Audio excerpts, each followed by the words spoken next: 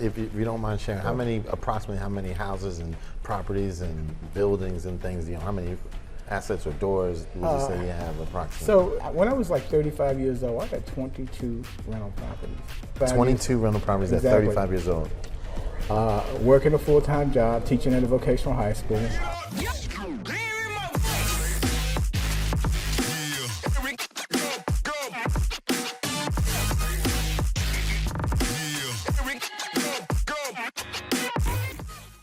Welcome to Let's Talk Real with Mel. I'm Melvin Yates, and we're here with investor extraordinaire, Mr. Wallace Proctor here. All right. Okay. I know, tell us, just give us an overview. I know real estate and investments just come natural, come easy. You had easy silver spoon in your mouth. I don't know about coming easy, right. But I guess housing was a necessity, and I guess decent housing was a necessity because what we grew up in wasn't so decent. So I always had a desire to make things better for my family and everyone around me.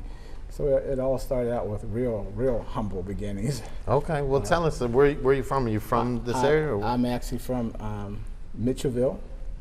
I guess I came to DC. I was born in Freeman's Hospital, and the first 6 months, as I can remember, as I was told rather, I was in DC, and we got put out of a apartment or a home, and we had to scatter all about throughout the city.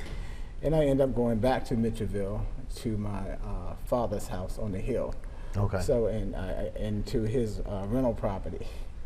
So, but anyway, it was a situation. So we just keep it as a situation. Anyway, I just always wanted better, and I had a determination to do better, and I was always able to kind of talk my way out of things, talk my way into things at a very young age.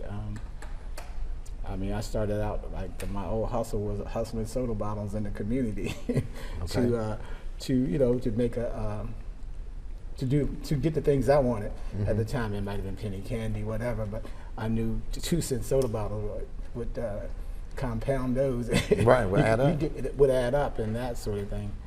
And as I think about my humble beginning, the little house that we lived up on the hill that was a rental property, it had no indoor plumbing. I think the chickens used to roost under the house. So okay. He was real humble. And of course, and back during the early 60s, electricity was not very dependable. And so we would really basically count on lanterns or kerosene lantern to get light when things went out. Of course, my mom cooked by a wood stove, did everything by a wood stove then, and that sort of thing. But anyway, as the journey goes on, I'd love to tell the story that I was asking my mother a question she didn't really want to answer, and she told me if I didn't stop, she was going to spank me. Mm-hmm. And of course, I didn't stop, and she go to spank me, so I ran from her. And did she catch you? No, she didn't. Right. She didn't catch me. Right. And really, I was only 5 or 6 years old, as I can remember. Mm-hmm. And but she broke her shoes. They said, and when she broke her shoes, I stopped dead in my tracks. And I said, Mommy, please don't beat me. I will buy you a new pair of shoes. Here I am at 6 years old, thereabout. And I had a plan. I knew because I already learned the hustle of my community and that sort of thing. So anyway, I talked her out of a beating. She not only did not beat me, she bought me a pair of cowboy boots. Wow, okay. And so anyway, I love those cowboy boots. I talked my mother out of beating, and she bought me a pair of cowboy boots, and I said, hey, what's going on?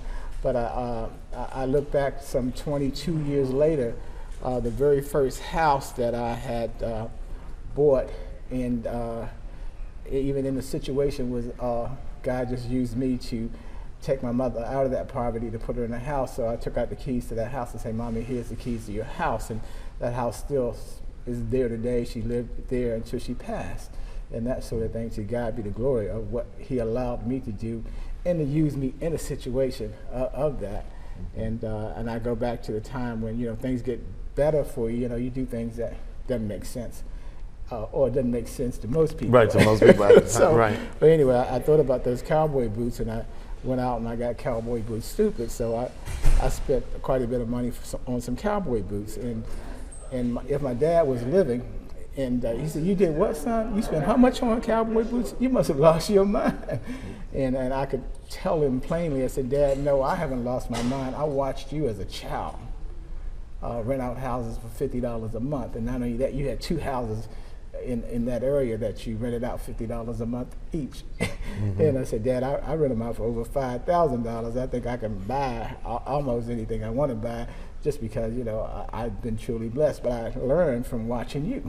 Right. And speaking of this, so how did you get, I mean, if you don't mind sharing, approximately how many houses and properties and buildings and things, you know, how many assets or doors would you say you have approximately? So approximately somewhere in the neighborhood of 25. Okay. But that's probably down from the early, when I was like 35 years old, I had 22 rental properties. At 25 years old? At 35. 35 years old. 35 22 rental properties at 35 years old. Working a full-time job, teaching at a vocational high school. Okay. And that sort of thing. So. So you were a school teacher, vocational educator, exactly. like my dad. Okay. And so how did you? Okay. What had happened was, I looked at the benefits of the job that I had at the time as a custodian.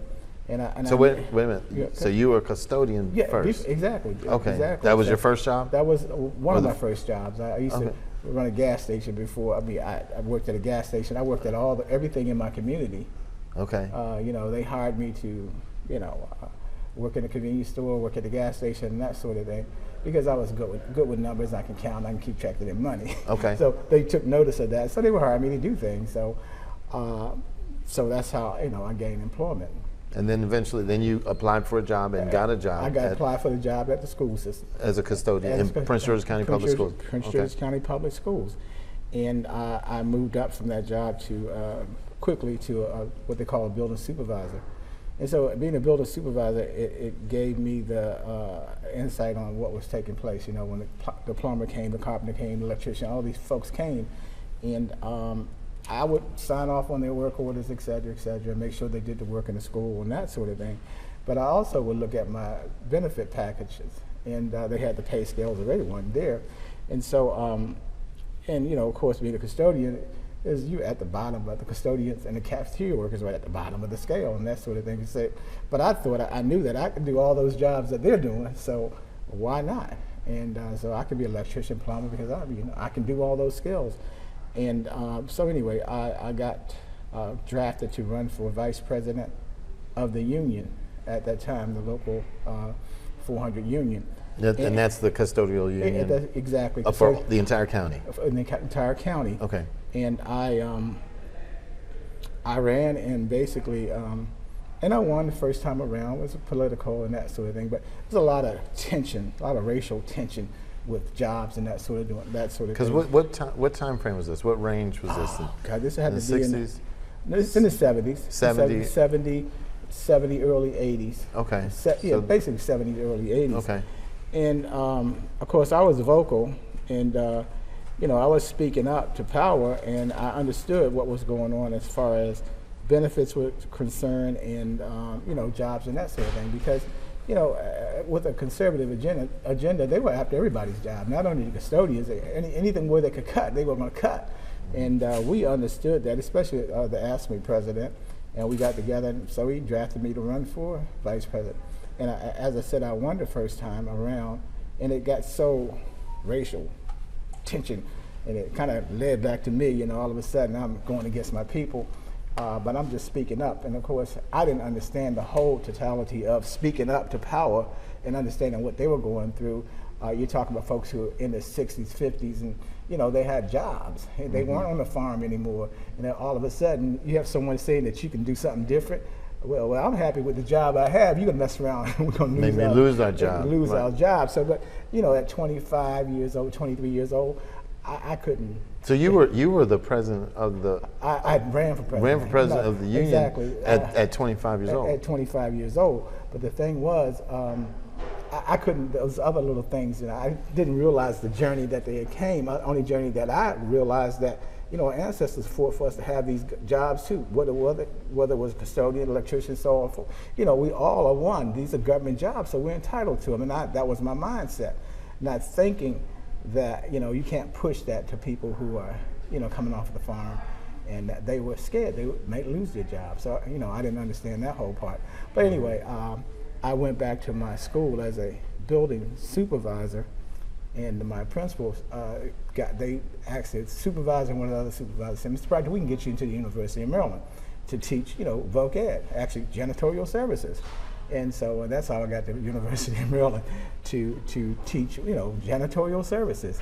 And I sort of say the rest is history, because it puts you in a classroom, it gives you a totally different perspective of education and so on and so forth and that sort of thing. Because before then, what was, you finished school and went straight to the school system? Right, exactly. I finished school, I went straight to the system. I took classes at PG, business classes and that sort of thing, but I wasn't a full-time student.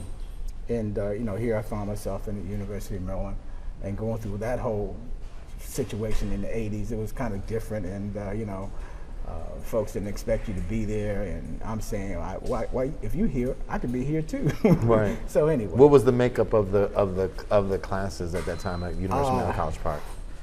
Well, you had this is probably predominantly white males within the classrooms, and the engineering classes and all that sort of thing. Mm-hmm. Here I am. There's a few of us there. But here I am, there with them and taking in the same information. Test and measurements is test and measurements, no matter what. Math is math. Math is math, and that sort of thing. Of course, I'm not, I was pretty exceptional in math, so, it was easy for me to take on that part of it and that sort of thing. So, but it also gave me the ability to see the other side, to see how folks, operate in academia and that sort of thing. So it was different, Yeah. A lot of, so you learn so much, and so here I am, just a natural entrepreneur, just like, my father, just natural in entrepreneurship, and so here they are here working to get a degree in whatever engineering. So, but they're here to work for somebody else. To go to a firm. But go to a firm and that sort of thing. So, but I didn't have that. That particular aspiration. Right. Because, number one, why are you here? How'd you get here? And that sort of thing. So I was there just to, pass the knowledge on. And the great thing about that, I got to be with, got to be on stage with kids every day and say, you can do this, and you can change your community, and show you how you can change your community. And, looking at real estate from the standpoint, by that time, I had already bought a house and that sort of thing. So they're not only getting a teacher to teach janitorial services, but they're teaching community development and everything else, and that sort of thing. And I did that, and bringing that knowledge to the kids and making that difference to the kids who would pay attention. I had all of that. It was a great platform to get across to kids. Well, it was hard to get across to adults that you can do different than that sort of thing. And let me ask, how did that? How was it received? The message that you were sharing, because you had gone through this journey, right. you were standing proof of, right, exactly. Listen, you could buy a house, you can own a house, and then you're relaying that information to the students. And right. these are vocational students, right? So these are high school age, right? Right, these are high school age students. Not only are high school age students, they're alternative students who have been kicked out of the regular school. They were slinging drugs, trying to make it in their neighborhood. And the experience that I had, and I knew there were so many kids like that. Those are the alternative kids were fortunate enough to come to me, but there were so many other kids who didn't have any direction in regular school. So they had no one to tell them about entrepreneurship, leadership, so on and so forth, and that sort of. So in a lot of ways, the kids who came to the vocational high school had a hand up in this Washington, especially in the Washington D.C. metropolitan area, because back during that time, you could buy a house in Washington for $25,000, and this was in the 80s. Can we get a house in D.C. for barely $250,000? Right, exactly. A condo, right? Exactly. If it's a condo, but right. Those little places that were, right around the corner here. $50,000. You could have bought 5 houses for $250,000 back then, and as I was in the classroom, and that sort of thing. So. As I kind of rolled forward in real estate, and I was, like I said, I bought my first house, cashed out of it, then I said, man, this is like great.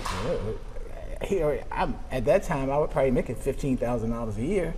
I done bought one house. I done pulled $65,000 out of that one house. When you pulled the cash out, and then were able to buy more. And then I was able to buy more, and I kept buying more and more.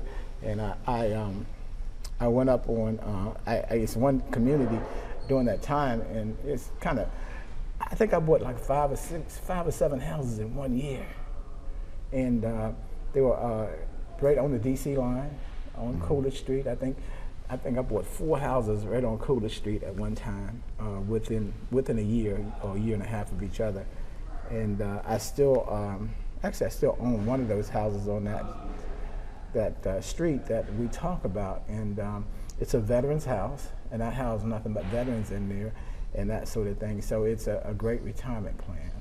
So much better than the retirement plan that I worked 30 years for. Excuse me, the one that I worked 30 years for. But even as I think about that, I had that plan to pass on to the young people who would listen to me about housing, and that sort of thing. To say you can make it. I mean, I'm evidence of you can make it. And not only that, when I think about education. I gave them an upper hand. I gave them some insight. God allowed me to make a difference in their lives. They could do something different, and so I'm grateful for that. If I can ask, when did you know that? Well, two questions actually. The first is, when did you know that you had that gift? That you could, the gift of math and and then you were able to transform that to real estate, and you wanted to acquire. Like, when did you realize this is my path? Right. And then also, when did you realize that you wanted to partner that path with the youth and actually pour into them? Okay, so I kind of realized that when I started buying houses, and I could put the numbers together, it was real simple for me. I could do a mathematical calculation on interest payments and that sort of thing without even thinking about it. It's just natural. And then you start pounding, taking that up on top of each other, so that made it easier. And like I said, I think I was drafted into the educational system, and it was great because I was one of those students too that would have been in an alternative program, but I was so gifted in math, so,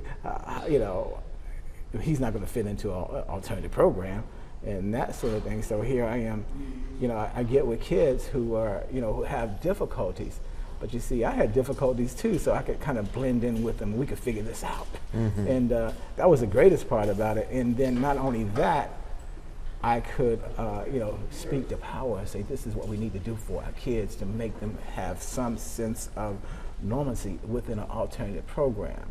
And as I think about it, I started the intramural, was a part of starting the intramural sports program in Prince George's County for alternative high schools, and that's where they went out and played. So they didn't have. So before then, there was no sports. No sports with an alternative for program. Alternative. Okay. Exactly. So we started that. I was a major part of that, and but as I go back to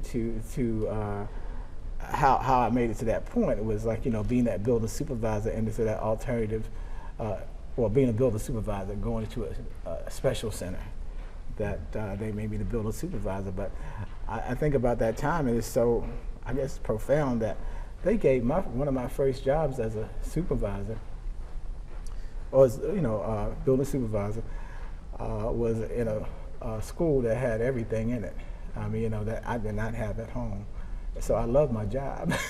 So like what? I had an office, with a shower and everything in it, and space in my office. I had a laundry facility. I was I took care of the pool. So I had my pool operator's license. I had my low pressure boiler license to make that facility run.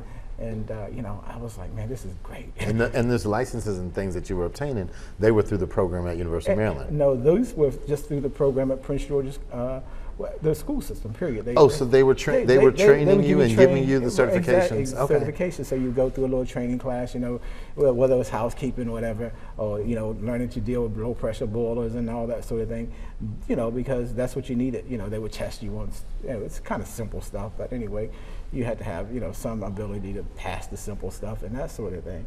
So yeah, as I say, like I said, this job with the office and everything, it was great. And but not only that, it was an alternative special needs school, and I got to work with the kids too. And that's when I first started working with kids who were the sweetest kids you could work with. I mean, everything that you would give them, they would take in to their ability, and they would not go off skit, off rail. Whatever they're doing wrong is because you taught them wrong. Okay. and that sort of thing. And so, and those kids were easy to work with, and that's why I thought I would. When they drafted me to the alternative program, I said, "Oh my goodness!" I looked at the door, and I looked at my family at home, and I said, so many times, "Why did I jump out of?" You're talking about jumping out of the fire into the hot pot, right? Yeah, that sort of thing. Mm-hmm. And so that's exactly what I did, and I said, "Oh, but I got a family to take care of, so I got to stay the course." Mm-hmm. But yeah, and when I think about it, I was thinking about it last night. As I was so involved in my community, I was the basketball coach, the baseball coach, and we did everything with the kids, Cub Scout leader, whatever, PTA president, whatever. I was there. So you've been given your whole life. Yeah, exactly. And so and you have all these kids and that sort of thing. And it's just such the best time of my life. When you think about it, when you in life and you can make a difference and you can see the difference being made and you get the reaction from people that you made a difference to, mm-hmm. and it's just such a surreal feeling that you have to be gifted. Or somebody saw something in you, not only somebody but kids saw something in you too that was genuine and they could look to. And that sort of thing. And as I think about that, even as on my journey through the Prince George's County Public Schools as the custodian or supervisor, however, like I said, I don't care how you cut it, when you're the janitor, whether you're supervising that. So you can't never think that you're better than somebody else. A lot of people get a title and a title go to their head, but hey, just because they gave you a title, you're doing the same work, mm-hmm. and that sort of thing. But as I thought about that one situation, and this kid is probably, he's not a kid, he's probably 55 years old, 58. He walks up to me one day, "Aren't you Mr. Proctor?" This kid remembered me when I was 21 years old, and he was probably 9. And, here it is, 45 years later, and he remembered me. And wow. I think about that story. He says to me, I asked him, I said, "How could you remember me?" And I started rattling the teachers who were there, the principal was there, and all that sort of thing. He said, "I don't remember too many of them." He said, "I don't remember any of them, but I remember you because you treated me nice. Because you treated," and that meant something, that someone was watching what I was doing all the time, as I was watching what someone was doing all the time too. Mm-hmm. So that part of it's just incredible. Yeah, you made a big impact. Impact, and not as you say, you're just doing what's natural, and mm-hmm. And of course, and I'm still making an impact. Just by telling the stories or just sitting down with folks and listening to them, real estate is the vehicle to take you to heights that you never even thought that you could get to, but you use that vehicle to get there, to do the things that you need to do to make a difference in people's lives and generate that whole thing of, we started talking about generational wealth. How do you do that?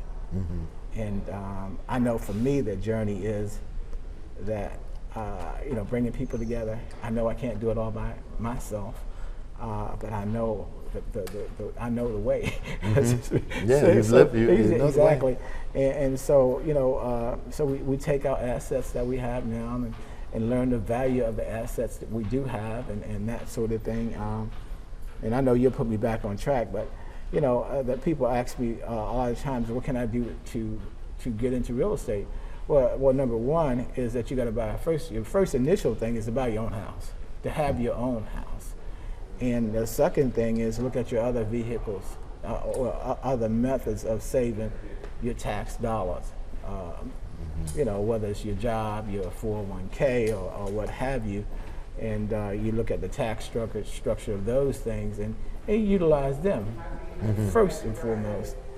And if you want to be in real estate, you have to learn to listen to the professionals, the folks who've been down that path, so you don't have to go and make those mistakes. So I'm sure you didn't make any mistakes. Everything was smooth. Everything was smooth. I mean, you know, it's for the grace of God.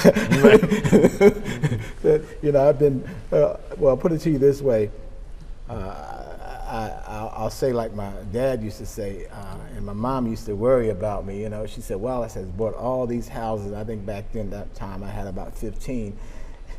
And my dad would say, well, if he lost all of them, he wouldn't have lost nothing because he started out with nothing. So so that's his mentality. My mom's mentality. I love that. I love that. Say that one more time. Say that one more time. So as my mom was worried about me, you know, losing 15 houses, my dad wasn't worried about him because he said he started out with nothing. If he lost them, he hadn't lost nothing. So he can, you know, if he can start out with 15 houses, well, he can always know how to get back to those 15 houses, period. Yeah. And I think that's a lesson that I think a lot of people need to hear, that, you know, that sometimes people are afraid of success, stepping into the success, because they're afraid that they might lose that success. And what I try to share with people, I think you just did it more clearly than I've heard in a while, is if you get it once, you can get it again. Exactly, exactly. And like I said, and I've learned through, I mean, some of my failures have been because of administrative, period. Because, you know, as an entrepreneur, you're always wheeling and dealing. But wheeling and dealing has to come with structure. And so, you know, if you don't have the structure, you know, you lose a lot of money by not having structure, or you're trying to be everything. You're trying to be the accountant, you're trying to be the carpenter, you're trying to be the electrician. Because, you know, you have the ability to do all those skills, but you don't have the time. Yeah, and what's highest and best use, too. Exactly, those sort of things. And you start thinking about everything, you know, highest and best use. What, you know, it seems like it's simple, but, you know, if I got to go 15 miles to get some material, or I'm going to go look in my warehouse, and my warehouse is in chaos, and it's going to take me an hour to get it. I said, I'm going to go to the store and buy it. And so, because that's lack of organization and that sort of thing. So yeah, it's, you know, it's just incredible. I mean, you know, it's just like once you, I guess one of the gifts that I noticed, a gift to package my own loans. When a loan officer sat down with me and said, well, we need this, this, and this, I could package it. I'll give him, he has everything he needs, so it makes it simple. And they're willing to work with you, you know. I mean, of course, there are guidelines that they have to follow. If you meet all those guidelines, they can't turn you. They can't. Well, the laws. It makes it harder for them to turn you down. And so, you know, one of the first things. I mean, like I said, I think I had I was making $15,000 a year, and I had a brand new sports car. So, and then I was buying houses and that sort of thing. What were your? Let me ask. When you were in the school, and you were going to work every day, did you ever drive your sports car to the school? All the time. All the time. What were people? What was did people say, Mr. Proctor? What exactly is it that you do? You know, we know you work here, but did people ever inquire, or were people nosy? Or I'm sure they said things, they murmured things, that just speculating. Or or were you very vocal at that time that you were a real estate investor? You worked here also because you loved the kids, you helped the kids, but that you were a real estate investor. Exactly, I was a real estate investor. Even I went into the classroom. I was foremost, I was a real estate investor. I mean, this was just a means to get benefits and to get to where I need to go. And I understood that early, because, you know, folks had great jobs and that sort of thing. You know, they had access to capital, and you know, if I got a job making, you know, $50,000 a year, I got so much access to capital. But if I leveraged that with real estate and so on, you know, I could, you know, do better. But if I had a job making $200,000 a year, it was much easier. But usually a job making $200,000, it comes with a lot of responsibility. Yeah, and sometimes you find that some of the folks that have those higher income jobs, they don't have time to even think about real estate, and at the end of the day, they would get trapped to that job. Exactly, and I'll tell you a story about that too, because I had a real estate agent and a real estate attorney. They saw me bringing deals into their office, and all of a sudden they wanted to partner with me, and I was kind of leery about a partnership. I didn't kind of fully understand it, but I also knew that my government job was a little bit more secure. In a partnership, if they just cut, they can just cut the money supply off, and all of a sudden you out there looking for a job. I guess you really shouldn't look at it that way, because it gave me access to more capital, but it also, it meant that I had to give up 50% of my capital to someone who was just putting up money. 50% of the profit. Right. So I found a guy who would only want 2% a month. Okay, which is 24% Exactly. annual instead of, and you did turn the deals quickly. Right, exactly. And so I said, that's a better deal. It's better than a partnership. Let me go ahead and use your money, give you a 2%. And if I keep it for 90 days, ideally speaking, that's what you want to keep it for, 90 days, and then you refinance it into the regular pool of things like that. And I kind of that was better, but. So anyway, as I was talking about, the real estate agent and the real estate attorney, they were buying houses, of course, and they saw that I was good at it. And so I kind of did one deal with them, right? And I gave them their 50% and that sort of thing. So anyway, they started buying a few houses. Next thing I get a call from them, this house is driving me crazy. Would you take it over? And it's kind of hard to get financing for, I already have 4 or 5 houses. You got to get financing for another house. Mm-hmm. And so I was introduced to a land installment contract. Okay. Yeah. So, contract for deed. A contract for deed. And so I took a contract for deed on a house for $77,000. And I rented it out to Section 8, which was challenging and within itself and that sort of thing. But anyway, of course, coming from where I'm coming from, you have respect for lawyers and people. You kind of put them up on a pedestal and that sort of thing. But at the end of the day, they're just like ordinary people. They got their issues, they got their problems too, and they can be disrespectful, and they, but you have that higher thinking of folks who are in that position. So. As I think about it, I realize they're just normal like I am. They're trying to make it. So he had this deal. It was kicking his butt. And it was, it's probably $700, $800 a month, but that meant $800 out of what he was doing and that sort of thing. So anyway, he sold it to me for the land installment for $77,000. A few years later, 5 years later, I sold that house for $325,000. Wow. So and by then you'd probably only owe 50. You had paid it down. I had paid it down, and I paid my investor, because I borrowed some money from some friends of mine, and I had paid them like $17,000 on their $2,000 investment that they had with me, but over a long haul and that sort of thing. So that was exciting, and of course when you kind of go against the grain in real estate, most real estate attorneys, most people are just cookie cutter, boom, boom, boom. You ask them to think outside the box. You say, oh Lord, it's getting complicated. It's getting complicated. Right. I don't want to deal with that. So anyway, I guess the funniest thing about that transaction, I had to take it back to the attorney to. Yeah, because they had to sign off on the deal. Right. So anyway, he saw that I sold it for $325,000. I guess he started scratching his head. Like, how do we mess this up? How do we mess this up? Because he didn't have the time or the time to even do it. And that goes back to we had talked about it before. Is like, let the professionals do the property management as your overall financial plan. Because I've seen, real estate can be taxing on a relationship and on a family, because all of a sudden, if you don't have that extra $500 to make that mortgage payment, and it's coming out of your family, that's a financial tension. And so you want to take that tension away. If you want to stay married. If you want to stay married. Right. You want to take that tension away. And I think I've figured a way out how to do it. But it hasn't come to fruition yet, so I'm still working. Well, you're on still it. married. Yeah, exactly. You're still married. So, but as I listen to couples, we sold our rental property, and they paid the capital gains on it, did all this stuff, and and all of a sudden they don't have that little write-off, they don't have that generational wealth that they thought they would have, and that sort of thing, because they tried to manage something that they weren't able to do. Just like the real estate attorney here at the time because he had to concentrate on his profession. Right, and focus on what his area of expertise is. And that's the one main thing about real estate. I think that you have to focus on your expertise unless you're going to get into it full time. And as I look at it now, well, Arthur used to think, they said the best is yet to come. Yeah. The learning curve is over. Right, right. So there's nothing but upside. It's nothing but upside. If I can't look at a deal and figure it out, it's not a deal.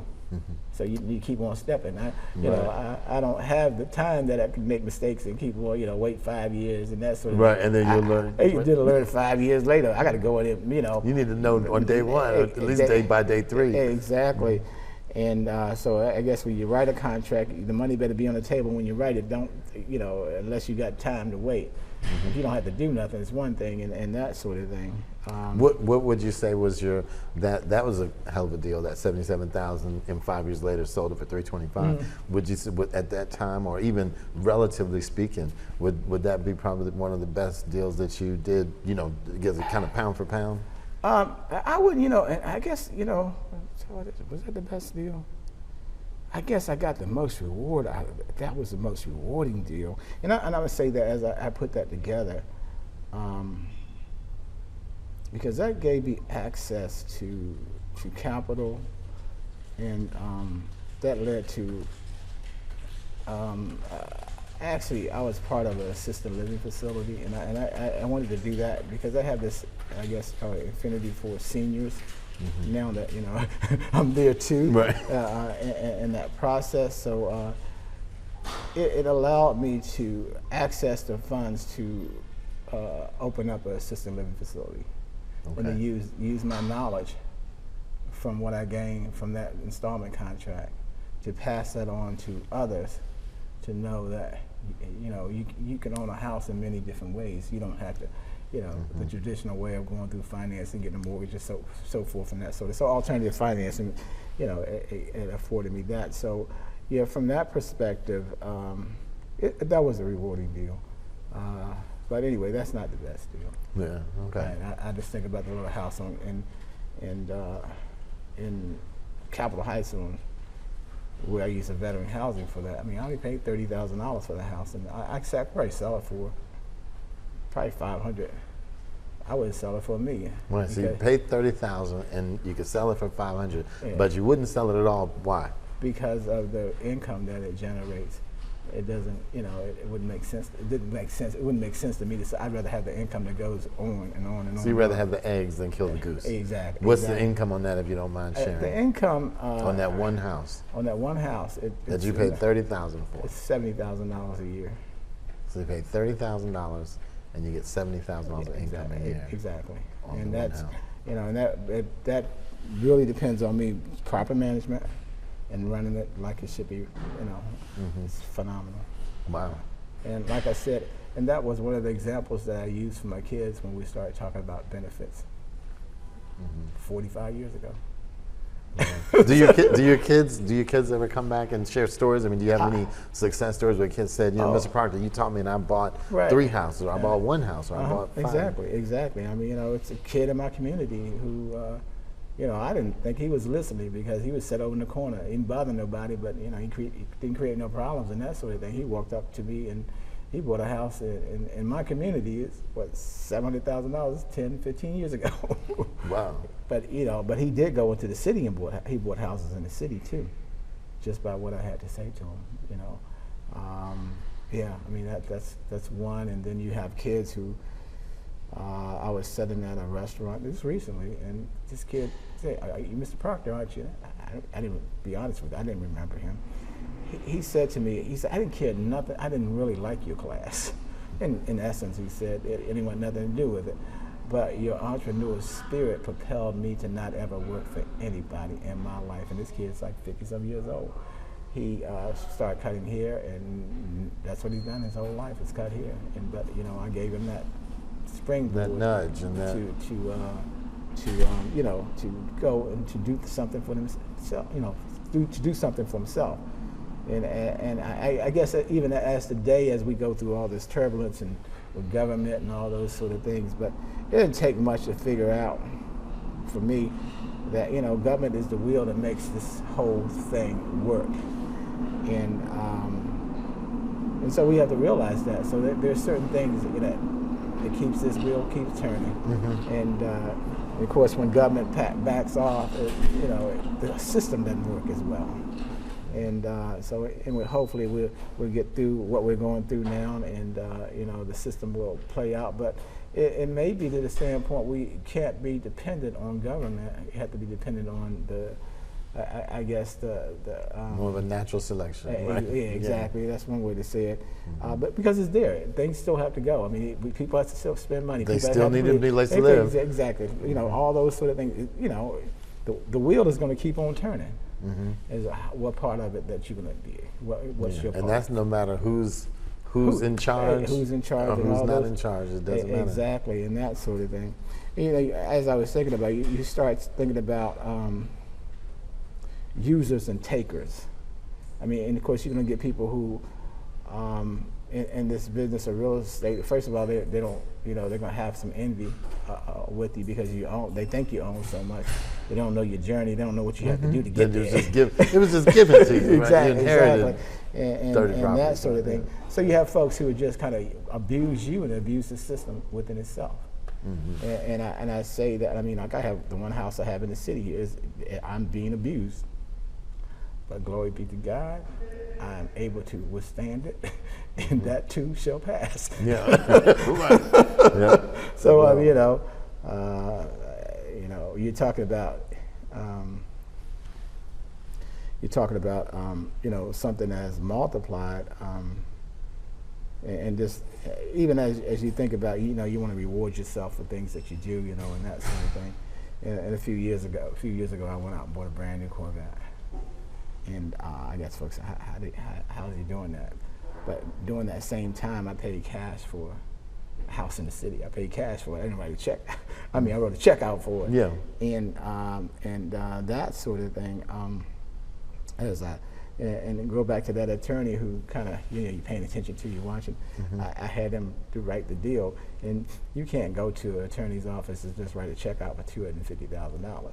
I mean, you can say you need a wire or something. You need a wire or something. Yeah. But I mean, we're talking about years ago. Yeah. We're talking about back in 2006. Yeah. Before, you used to be able to do, yeah. Right, and they would say, hey, it would take the check and all that sort of thing. But that's been the journey, trying to balance out things you want, how much does it cost you, and that sort of thing.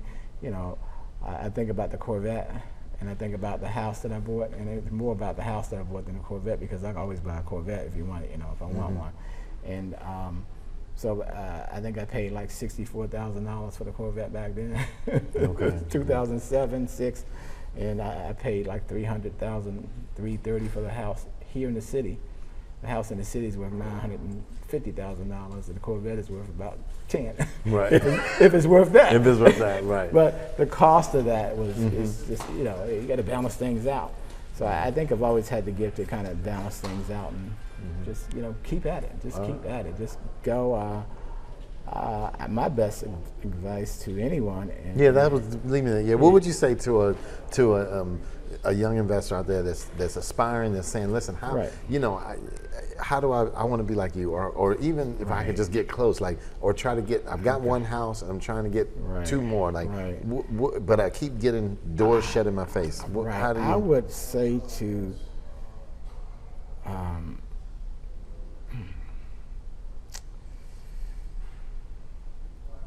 starting out, I mean, you kind of, if you already have one house, you're on your way.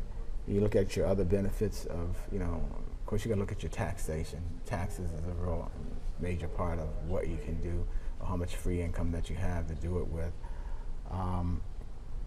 I would say to someone who's just starting out is buy your first house.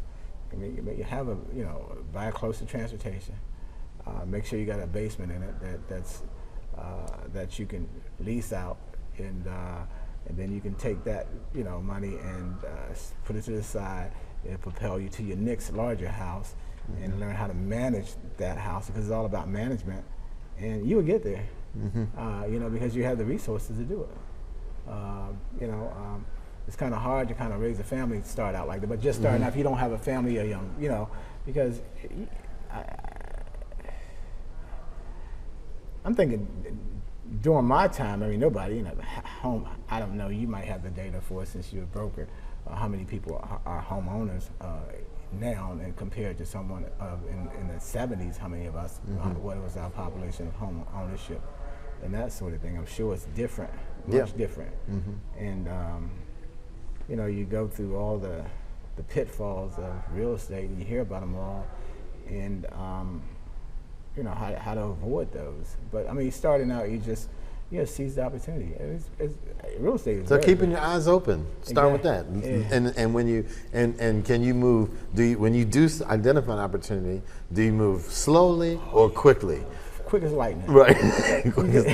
Right. So if you see a deal, wrap it up as soon as you can. Wrap it up, because people change their mind. Things are different. If you get, you know, probably some of the best deals I kind of let go because I was kind of thinking of the person. But you know, but they really wanted to get rid of something fast. But you know, I'm saying, well, you know, I hate to do it to you as a real estate investor. I'm telling you, put your house with a broker first. If I don't work with a broker, then maybe come to me, because you're going to get the best return if you put it out for a broker. And that's an important note. So just because you could have gotten a good deal, you didn't necessarily, because you were still ultimately looking out for everyone. It needed to be a win-win. Exactly. All of your deals are win-win. Exactly. So you know, there's enough situation deals out there that you don't have to take advantage of anybody to, you know, to get a deal. I mean, people have their issues. You know, communities have their issues, and until we address all the issues within a community, you're gonna have problems. I don't care how big their community is, how small it is. They all got issues. So you got to figure out how to get around. Well, first of all, you got to work your way through the issues, whatever's going on in your community. And you know, there's always going to be someone in the community that's going to be looking out for the community. You know, have a vision for education within your community. Even in my situation, where you got a bunch of farm kids, and we weren't expected to do much of anything other than do farm work, and that's or farm hands and that sort of thing. You know, education was afforded to a limited number of us, and that sort of thing. I mean, people don't realize it, but you probably go back into the 50s. Man, there were a lot of people in our community couldn't even read or write. You know, these folks, you know, they were born in the 30s and the 20s, and so on. They're adults, and you know, it was forbidden for us to even know anything. Right. And so you have that. So reading and writing was a challenging, and even as we dealt with some of the kids with an alternative program, that was a challenge for them too. And but you could kind of work with them, because you feel the challenge. I mean, you know, if you had some challenges and you overcame your challenges, it's easy to tell somebody that you can overcome your challenges, and you're the example. Yeah, and you were proof, and I think that's probably why they gravitated towards you more than maybe some of the other teachers. Else, like, you know, somebody was looking down on them, or that sort of thing. Kids pick up on everything. I mean, you know, I mean, you know, they pick up on everything. I mean, you know, don't think you're getting. I mean, if you say something in front of a kid or a child, it's going to get repeated. Yeah. Because you said it. Right. So. Kids are smart. Yeah, they're very smart, and like I said, folks that try to dummy you down. Well, I mean, you know, in our communities, you get dummied down with alcohol, drugs, abuse, and all those sort of things. That's how we get dummied down, with those elements that we need to stay away from, or keep our kids away from, and that sort of thing. So yeah, that's that's one of the things. But it's, you know, but I guess the greatest thing is that when people see you. I mean, just like that young man, he said, because I treated him nice, he remembered me. But he was watching, and other folks were watching too. I mean, you know, one of my real estate transactions, I had this guy, and I kind of knew how to do certain things, right? And I needed $30,000 to make the deal work. So where am I going to get $30,000 from? So I knew this local guy in my community had a business. He's doing real well, and so I went to him, because I said, Mr. Chapman, I got 3 real estate transactions. I want 2 of them. But if you loan me $30,000, I would give you 1 of them. And I did. So I told him how to do it, and real estate agent wrote the deal up for him and everything else. And this is probably back, oh God, in the 80s. And so anyway, he gave me, wrote a check out for me for $30,000 on a handshake. And but leading up to that, you know, language and your culture and how people perceive in different ways, you know, ignorance sometimes can be, it can mess with you in a lot of ways, and that sort of thing, if you don't understand the culture that you grew up in. And I always think about that. As I gave him that deal, he told me that I was a good bird dog. And but you see, you have to understand the bird dog and what his job is, and that sort of thing. To turn over the deals, right? Not to keep the deals. Exactly. And so. And you paid that loan back. Oh yes. So really, and with interest, I'm sure. What? He gave interest free? No, interest free. Okay, so you get so. But he had a real estate transaction that made him $30,000. Right. So. But I had a real estate transaction that made me much more than what he right. did. So, right. You kept the 2 good ones, right? But you know, as I think about that, you know, folks will say, "Oh, he just called you a dog," and that's not. But see, I've been hanging out with them, right? And so, you know, with the bird dog, it's pretty simple. Hunter he can go in the bush, and the birds could be right under his nose. He would never know, but the bird dog knows that he's there. And so what happens is the bird dog goes and spooks the bird up. And it would say that, or whatever, pheasant, whatever you're doing, hunting for, and that sort of thing. And the hunter takes so you can get your shot. Yes, the hunter takes out his gun, boom, knocks him out of the air. And the old bird dog goes over there and grabs him by the back of his neck, don't hurt him, and bring him back and set him aside the hunter. And the hunter pulls out a treat. Good bird dog. That's a good. And so anyway, he done called me a good bird dog and a smart bird dog. Right. I said, hold on, wait a minute, buddy. I understand all that. You know, you want to give me $500. Another deal is you're gonna loan me $30,000. Right. And so anyway, I guess he said, such a good bird dog, a smart bird, and a smart one. I'm gonna write that check out, and not only gonna write that check out, we're gonna write it out on a handshake. Rest is history. Well, that's good. Well, but anyway, I think about that. But you know, as I think about someone who loaned me $1,500, who, you know, he couldn't even write his name, but he trusted me. And real estate is a lot about trust. And you know, and people have. I am who I am because somebody poured into me. Yeah, and you returned the favor. You poured into so many. So many. So somebody saw something in me. And so we can keep on doing that as my journey in real estate moves forward. And I know that I have to surround myself around professional, progressive thinkers, because it's at the next level now. I mean, you know, I'm. Yeah, what's next for you? Speaking of that, and what could someone watching this episode, you know, what type of partnerships or relationships are you looking for, and also maybe how could they reach you? Right. So at this point, the partnerships or relationships I'm looking for is, you know, a management team that we can visualize, you know, generational wealth that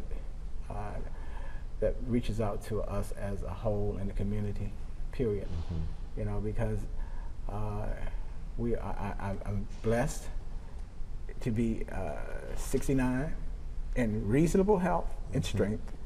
And the knowledge that I've gained over the years to pay that forward into affecting the generation that is yet to be born.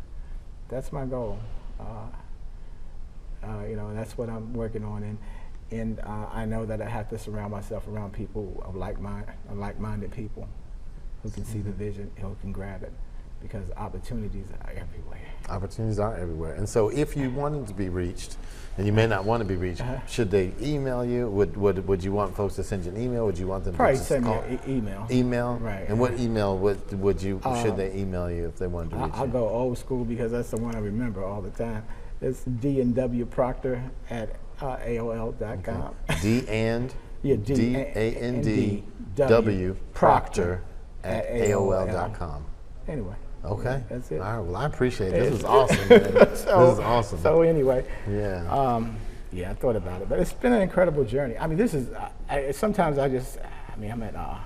I'm at awe, and so many opportunities. I mean, I guess I am who I am today because of so many people poured into me. Yeah. Well, you've done it. You're living proof that that's the best I can put it. Yeah. Well, I appreciate it. Thank you for hanging out with us. And hopefully, I know that there's some folks on the other side of that lens that are inspired by your story. Mm-hmm. Yeah. And they're going to go on to do great things. So you're reaching people, even people you haven't even met. Right. And so I often say this, and I didn't realize it because, there's a lot of stories that I had that it was hard work. I say, ancestors had to work hard, and folks had to work hard, period, especially when you're coming from the ground up. And much of that work is just too hard for me, so it's got to be a better way. Right. It's got to be a better way. And as I think about it, being the janitor, right, and being effective and that sort of thing. But I never looked at it that way. I knew it was hard work, and if you're going to be effective, you got to do your job. Mm-hmm. And but anyway, I always looked at it as I'm gonna leave you with this as cleaning up. Cleaning up, right? That's right.